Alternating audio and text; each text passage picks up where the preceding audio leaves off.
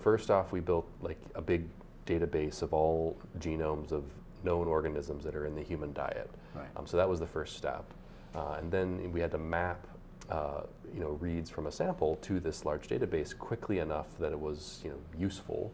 And we use these k-mer-based or hash-based methods for that. But these methods are really prone to false positives. If you give it a sequence, it's going to give you an answer no matter what. Right. And so we, in order to test it, simulated a bunch of in silico metagenomes with and without food items added to them. And we found that a few tricks to how we implemented our method allowed the simulated data to give us really good, robust outputs. So one thing is we had an entropy filter. This is too nerdy maybe to talk about, but a lot of reads from your genome, a lot of sequences of DNA are very similar between a human and a banana and a bacterium. And the algorithm's going to have a hard time distinguishing them, and it might give you very diverse annotations for those.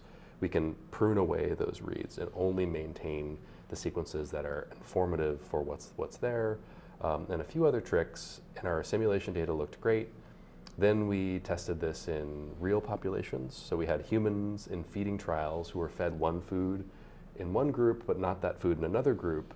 And the model performed very, very well. So essentially, we could detect a food that was known to be fed to a population of one set of people, but not another set of people. And basically, this held up across a few studies. We found that the false positive rate was really, really low. So if we did detect like an onion in your stool, we were pretty darn certain that you ate an onion.